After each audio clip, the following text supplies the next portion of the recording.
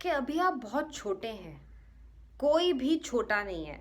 In fact you will be surprise to hear, a week back I met a person who is just 12 years old. सिर्फ 12 साल का.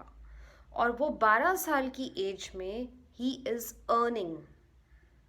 ऐसा नहीं है कि वो अपना स्कूल मिस कर रहा है, ऐसा भी नहीं है कि वो अपनी ट्यूशन्स मिस कर रहा है. Still he is earning 5,000. Can you believe it? अगर वो अपना टाइम इफ़ेक्टिवली मैनेज कर सकता है, अगर वो इतनी सारी रिस्पॉन्सिबिलिटीज़ लेने के लिए तैयार है, तो आप क्यों नहीं? And never think that age is ever a barrier for you. चाहे आप 12 साल के हैं, चाहे आप 20 साल के हैं, चाहे आप 80 साल के हैं, learning should never stop. Keep learning, keep growing. आपको समय के साथ भागना है, बिल्कुल भागना है. तैयार हो जाइए.